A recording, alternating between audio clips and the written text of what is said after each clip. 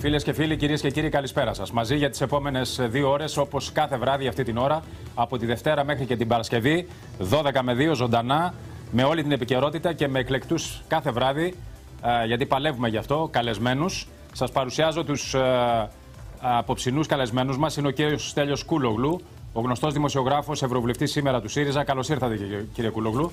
Καλώς σας βρήκα. Ο κύριος Πάνος Παναγιωτόπουλος, δημοσιογράφος, πρώην Υπουργός της Νέας Δημοκρατίας. Καλησπέρα, κύριε Παναγιωτόπουλε. Καλώς σε βρήκα με Εμίλια. Ο οποίος κύριος Παναγιωτόπουλος, όπως γνωρίζετε, κάνει κάθε βράδυ με επιτυχία εκπομπή εδώ στο Κόντρα από τη Δευτέρα μέχρι την Πέμπτη, 9 με 10 το βράδυ. Κάθε βράδυ.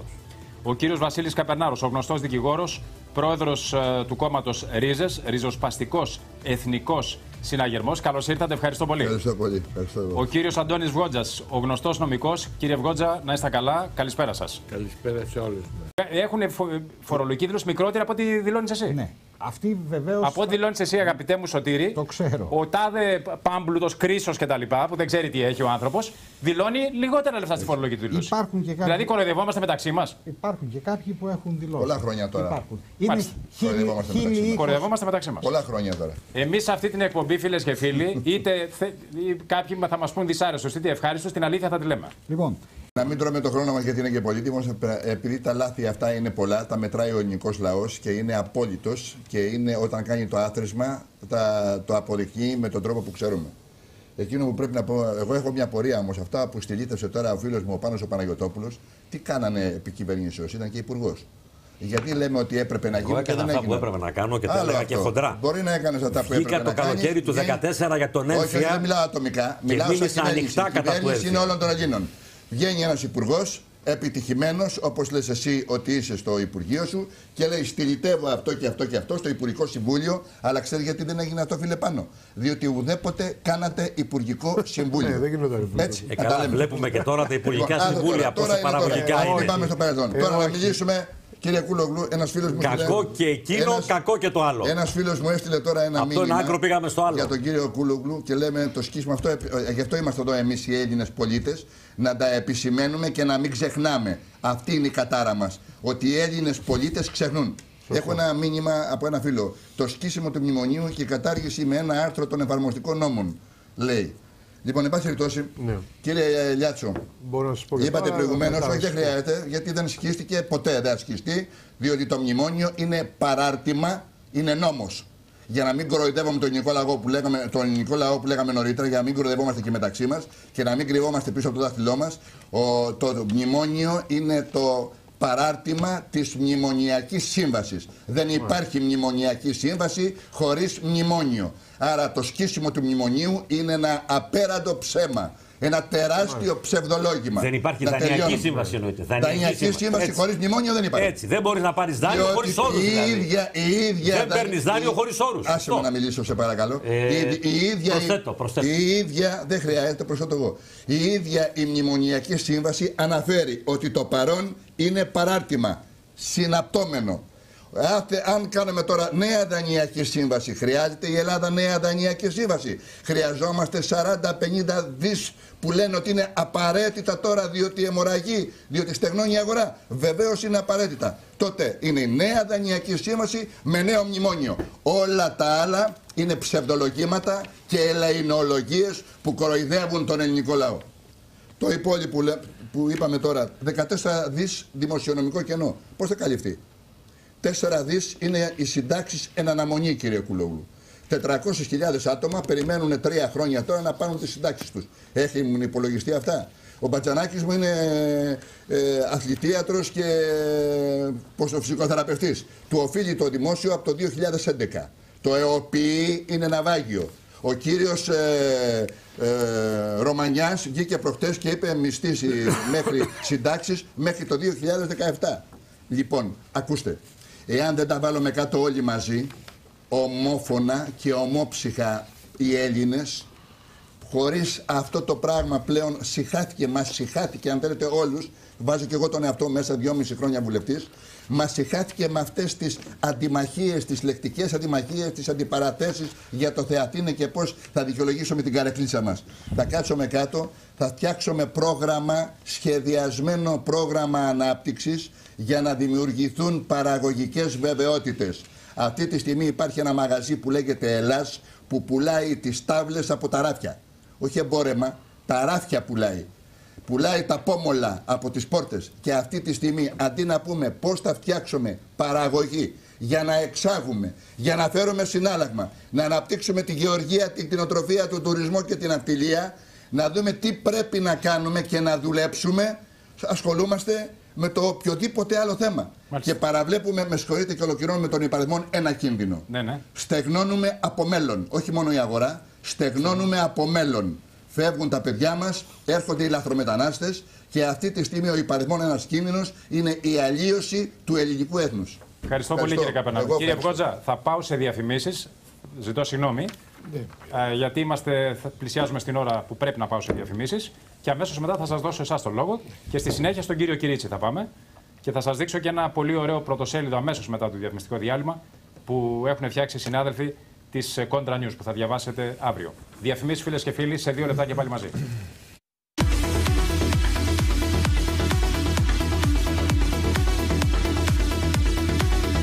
Εάν η κυβέρνηση φέρει μία συμφωνία, λέει το ερώτημα, κύριε Καπερνάρε, με τους δανειστές της χώρας που δεν συμβαδίζει με τις προεκλογικές της δεσμεύσεις, εσείς προσωπικά, λέει, τι πιστεύετε ότι πρέπει να κάνει? Να προχωρήσει στη συμφωνία χωρίς δημοψήφισμα, λέει το 46%. Να κάνει βουλευτικές εκλογές, λέει το 10%. Να κάνει δημοψήφισμα, λέει το 23%. Να έρθει σε ρήξη χωρίς δημοψήφισμα οι εκλογές, λέει το 9%. Δεν έχω γνώμη, αυθόρμητα το 7% και δεν ξέρω, δεν απάντησε το 5%, κύριε Καπερνάρο. Πρώτα απ' όλα, να γίνει δημοψήφισμα για δημοσιονομικό θέμα δεν προβλέπεται από το Σύνταγμα. Το είπε και ο κύριος Βότζας προηγουμένως και έτσι είναι. Ναι. Πρώτον αυτό. Δεύτερον, το δημοψήφισμα πρέπει να δούμε αν στη σκέψη του καθένα πώς θα υποβληθεί, υπό μορφή ποιου ερωτήματος. Ένα τρίτο είναι τι δημοψήφισμα, δηλαδή πετάμε τις ευθύνες και όλα όσα μπορούσαν να έγιναν ως ελληματικά σε αυτό το τρίμηνο, τετράμηνο στην πλάτη του ελληνικού λαού.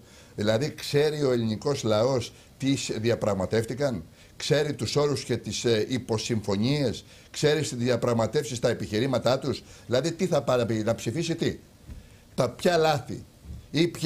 Διαφωνείτε έτσι, από ό,τι καταλαβαίνω, διαφωνείτε. Δεν είναι δυνατόν. Το δημοψήφισμα είναι μια ανόητη, αν θέλετε, φράση ή έκφραση, διότι δεν στέκει. Δεν στέκει νομικά, δεν στέκει λογικά, δεν στέκει φυσιολογικά. Τι θα πει δημοψήφισμα? Πήρα από 3 μήνες εκλογές και τώρα δημοψήφισμα, δηλαδή είναι καρικατούρα το Υπουργικό Συμβούλιο. Έκανα λάθος, πάρτε εσείς την ευθύνη και αφού μου λέτε εσείς αυτά, εγώ θα κάνω ό,τι μου πείτε. Δηλαδή έρχεται ένας πελάτης σε έναν δικηγόρο, κάνει μια ανοησία αγωγή ο δικηγόρος και επειδή την συνυπογράφει ο πελάτης, άρα λοιπόν φταίει ο πελάτης. Δεν είναι έτσι. Μάλιστα. Ο δικηγόρος έχει την ευθύνη γι' αυτό και υπέχει ευθύνες πειθαρχικές, ποινικές και αστικές. Το ίδιο και ο πολιτικός. Δεν είναι καρικατούρα ούτε είναι εικονικό πρόσωπο. Πήρε τις ευθύνες, είπατε προηγουμένως 3. Προκάλεσε εντυπώσεις, προκάλεσε εμπιστοσύνη και προκάλεσε και εκλογές. Τις εκλογές τις κέρδισε με εντυπώσεις που προκάλεσαν εμπιστοσύνη. Τώρα, ποια εμπιστοσύνη προκαλούν με το να λέει πάρτε δημοψήφισμα, πάρτε την ευθύνη έτσι ώστε τα λάθη μου θα τα αναλάβετε εσείς? Θέλετε να κάνετε κάποιο σχόλιο, κάποιος θέλει να κάνει κάποιο σχόλιο? Διαφωνούμε απολύτως, όχι μόνο. Ή να περάσω στην επόμενη κατάσταση. Εμείς ως Ρίζες θα βγάλουμε και δελτίο τύπου όσον αφορά αυτό. Όχι, δεν τελείωσε. Τελείωσα. Επειδή ετοιμάζω ένα άρθρο για την εφημερίδα Contra News Κυριακής, όχι αυτή, την άλλη. Επόμενη Κυριακή. Μου επιτρέπετε να σας διαβάσω κάτι? Βεβαίως. Το μνημόνιο υποχρεώνει την Ελλάδα να λάβει τα εξής μέτρα. Πρώτον, απόλυση του 1 τρίτου των δημοσίων υπαλλήλων και μείωση 20% των μισθών όσων παρέμειναν. Δεύτερον, σταμάτημα χορήγηση συντάξεων που τότε δεν δίνονταν στο σύνολο του πληθυσμού, αλλά σε ειδικές κατηγορίες. Τρίτον, μείωση κατά 60% των στρατιωτικών δαπανών, δραστική μείωση του αριθμού των ενστόλων και αντί για μισθό στους στρατιωτικούς δίνονταν χωράφια. Τέταρτον, θα αρκεστώ εδώ, επιβολή προκαταβολής στην ίσπραξη του φόρου εισοδήματος και της δεκάτης, ο οποίος ήταν φόρος για την αγροτική παραγωγή. Σας θυμίζει τίποτα? Αυτό είναι το μνημόνιο της Τρόικας για την Ελλάδα του 1843. Τρόικα ήταν η Αγγλία, η Γαλλία και η Ρωσία. Δάνεισαν την Ελλάδα και αυτό ήταν το μνημόνιο. Σας διάβασα 4 από τους 11 όρους που περιείχε το μνημόνιο. Συνεπώς, από το 1843, και απευθύνομαι στον κύριο Κυρίτσι για την Αυγή, Το μνημόνιο δεν σκιζόταν, κύριε Κυρίτσι, είναι πάντοτε παράρτημα και συναπτώμενο με την εκάστοτε δανειακή σύμβαση. Μνημόνιο το 1843, μνημόνιο το 2015. Εκεί είναι ο βουλευτής. Όχι, το λέω αυτό για τα μνημόνια γιατί ο ΣΥΡΙΖΑ Είναι δημοσιογράφος. Δεν έχω πρόβλημα. Εγώ το παίρνω πάνω μου. Ό,τι θέμα είναι του ΣΥΡΙΖΑ, αλλά αφού απευθυνθήκατε. Όχι για το ΣΥΡΙΖΑ, αλλά για την Αυγή είπα. Να δούμε μια τελευταία κάρτα η οποία έχει πολύ ενδιαφέρον. Φέρτε την μπροστά, full frame, κύριε Καλοκαιρινέ. Θα σας αναφέρω μία σειρά από θέματα που έχουν τεθεί στη διαπραγμάτευση της χώρας με τους δανειστές. Θα ήθελα να μου αναφέρετε μέχρι 3 από αυτά, με σειρά προτεραιότητας, στα οποία θεωρείτε εσείς προσωπικά ότι η κυβέρνηση πρέπει να επιμείνει πιο έντονα. 44%, κύριε Καπερνάρε, περικοπή κύριων συντάξεων. Αύξηση ορίων συνταξιοδότησης 30%. Κατάργηση πρόωρων συντάξεων 26%. Διατήρηση έμφυα 23%. Με μη καθιέρωση αφορολόγητου στα 12.000 ευρώ 22%. Μη καταβολή 13ης σύνταξης στους χαμηλοσυνταξιούχους 20%. Ιδιωτικοποιήσεις δικτύων κοινής ωφελίας, ΕΙΔΑΠ κλπ. 19%. Απελευθέρωση ομαδικών απολύσεων 19%. Περικοπή επικουρικών συντάξεων 18%. Ιδιωτικοποίηση λιμανιών, αεροδρομίων, σιδηροδρόμων 14%. Έκτακτη εισφορά σε εισοδήματα άνω των 30.000 ευρώ 9%. Μη επαναφορά συλλογικών συμβάσεων 7%. Αύξηση κάποιων συντελεστών ΦΠΑ 6%. Πρώτο είναι η περικοπή των κύριων συντάξεων. Δεύτερο, θα μείνω στα 3 πρώτα, αύξηση ορίων συνταξιοδότησης. Και τρίτον, κατάργηση των πρόωρων συνταξιοδοτήσεων 23%. Τώρα εντάξει, πρέπει να δει κανένας εδώ πέρα τι εννοούμε τώρα με πρόωρες συνταξιοδοτήσεις. Γιατί πραγματικά πρέπει να γίνει ένας διαχωρισμός ανάμεσα σε υπερβολές που έχουν γίνει και τις ξέρουμε στο παρελθόν και σε άλλα βαριά επαγγέλματα τα οποία η πρόωρη συνταξιοδότηση είναι όρος επιβίωσης των συνταξιοδοτούμενων. Δεν κατάλαβα πώς τίθεται το ερώτημα, δηλαδή να μην γίνουν περικοπές συντάξεων. Αυτό είναι το βασικότερο και εγώ περίμενα ότι εδώ θα ήταν πολύ περισσότερο. Για ποιο λόγο? Διότι η σύνταξη είναι η ίδια τη ζωή. Ναι. Η ηλικία, η σύνταξη καθορίζει ηλικία. Εάν θέλετε ηλικία, είναι συνυφασμένη με τη σύνταξη. Όταν ο άλλος σου λέει ότι θα μου περικόψεις τη σύνταξη, είναι σαν να κόβεις κομμάτι από τη ζωή του. Κόβεις την καθημερινότητά του, κόβεις την ύπαρξή του. Μειώνεις την προσωπικότητά του, τη ζωή του. Μειώνεις τη ζωή του. Μειώνεις τη φύση του. Είναι πολύ σημαντικό αυτός ο άνθρωπος έχει να αποθέσει τις ελπίδες σε αυτά που του κράτησε χάριν εμπιστοσύνη στο κράτος, για να το αποδώσει σε κάποια στιγμή όταν πλέον αρχίζει να αποδυναμώνεται οργανικά. Και έρχεται ο άλλος τώρα για να ικανοποιήσει κάποιες άλλες υποχρεώσεις και περικόπτει συντάξεις, δηλαδή περικόπτει τη ζωή του ανθρώπου. Ξέρετε πόσες φορές έχουν σε αυτές τις περιπτώσεις επέρχονται τάσεις μελαγχολίας στους ψυχισμούς τους, γιατί είναι ευαίσθητες ηλικίες. Κύριε Καπερνάρο, το ξαναπώ άλλη μια φορά. Έχετε εικόνα ποια είναι η χαμηλή σύνταξη στη Γερμανία? Η χαμηλή σύνταξη στη Γερμανία, σας πω εγώ ποια είναι. Είναι 1.500 ευρώ. Και εδώ θέλουν να κάνουν τις συντάξεις, οι Γερμανοί και οι υπόλοιποι κύριοι, στα 300 ευρώ. Η χαμηλή σύνταξη. Όταν η χαμηλή σύνταξη, φίλες και φίλοι, στη Γερμανία είναι 1.500 ευρώ. Ο κύριος Γότσας έχει σπουδάσει και στη Γερμανία και ξέρει καλύτερα από μένα. Και να σας πω και κάτι άλλο. Πάνω σε αυτό που λέτε. Και να σας πω και κάτι άλλο. Ο χαμηλότερος, ο μικρότερος μισθός, όχι στη Γερμανία, στο Λουξεμβούργο. Μπορείτε να διανοηθείτε την εισφορά υπό ιανδήποτε μορφή του Λουξεμβούργου στην Ευρώπη? 1.935 ευρώ είναι ο κατώτερος μισθός στο Λουξεμβούργο. 1.935 είναι πολύ μεγάλος ο Γιούγκερ καταρχήν. Είναι τεράστιος. Είναι πελώρια προσωπικότητα ο Γιούγκερ. 2.000 ευρώ κατώτατος μισθός στο Λουξεμβούργο. Και έρχονται εδώ να μας πούνε τώρα μην πάτε τον κατώτατο μισθό στα 751 ευρώ. Αυτό είναι, φίλες και φίλοι, το θράσος, η αναλγησία. Ο κύριος Καψόγας είπε μια αλήθεια που είναι απόλυτη αλήθεια, γιατί αφήνουν τις κυβερνήσεις να παίρνουν τις ευθύνες και να επιδεικνύουν τις ικανότητές τους. Αυτό εννοεί ο κύριος Καψόγας. Ακριβώς αυτό είναι. Έτσι, αυτό είναι. Αυτό ήθελα. Άρα την ευθύνη δηλαδή δεν είπε η Μέρκελ ή ο Σόιμπλε ή ο Σούλτς. Κάνε αυτό. Άλλωστε ο κύριος Παναγιωτόπουλος το είπε. Εγώ επαναλαμβάνω ότι οι χειρισμοί της κυβέρνησής μας ως προς το συγκεκριμένο θέμα των καθαριστριών ήταν εξ ολοκλήρου άστοχοι και λανθασμένοι. Όπως και ο έμφυα. Καθαρές, όπως και ο έμφυα. Δεν έχω δει ελάχιστο. Καθαρές κουβέντες. Πάντως ελάχιστο. Και δεν θίγω τη μεγάλη πλειοψηφία των δημοσίων υπαλληλών. Θα έπρεπε να έχει το ξεκαθάρισμα γίνει προς διαφορετική κατεύθυνση. Γιατί δεν αναφέρεσαι στη χαμηλότατη στάθμη του Ελληνικού Κοινοβουλίου? Γιατί δεν αναφέρεσαι για επανειλημμένως έχω αναφερθεί. Αλλαγές άρδιν. Επανειλημμένως έχω αναφερθεί. Αλλά ψηφίζονται από τον ελληνικό λαό. Ψηφίζονται από τον ελληνικό λαό. Αλλά τα ψηφοδέλτια τα προσδιορίζουν κάποιοι άλλοι μες στα κόμματα. Τα παιχνίδια είναι γνωστά. Κύριε Ανδρέα, από την Αγία Παρασκευή, ευανάγνωστα. Αναφέρεστε στον κύριο Γεωργιάδη, τον Άδωνη Γεωργιάδη της Νέας Δημοκρατίας, που λέτε στο μήνυμα ότι να σχολιάσουμε αν έχει δίκιο ή όχι ο κύριος Γεωργιάδης, που είπε, λέει, να φύγουμε όλοι από την Ελλάδα. Δεν έχω ακούσει τέτοια τελείωση. Έχει πει ο κ. Γεωργιάδης να φύγουμε όλοι από την Ελλάδα. Δεν νομίζω ότι είπε τέτοιο πράγμα. Για τις καταθέσεις του είπε. Για τις καταθέσεις. Ότι αν έρθει ο Τσίπρας και η νέα κυβέρνηση, δεν θα μείνει ευρώ, λέει, στις τράπεζες. Και πού να πάμε? Ναι. Πού να πάμε.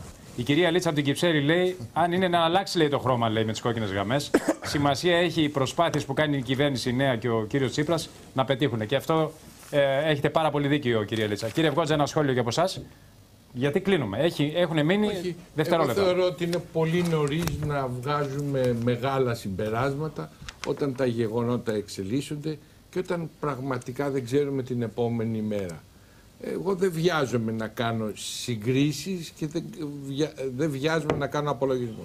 Το μόνο που μου μένει, το μόνο που εύχομαι, είναι πραγματικά και αυτή η ελληνική κυβέρνηση να κάνει το καλύτερο δυνατό στα μέτρα των δυνατοτήτων της. Αυτό το εύχομαι πραγματικά. Ευχαριστώ πολύ τον κύριο Κούλογλου, τον κύριο Παναγιωτόπουλο, τον κύριο Καπερνάρο. Πάντως να πω μια κουβέντα. Παρακαλώ. Αν είχε ανοίξει η διαφημιστική εταιρεία ο κύριος Τσίπρας, θα πήγαινα να δουλέψω, θα είχαμε μεγάλο κύκλο εργασιών και θα σαρώναμε την αγορά.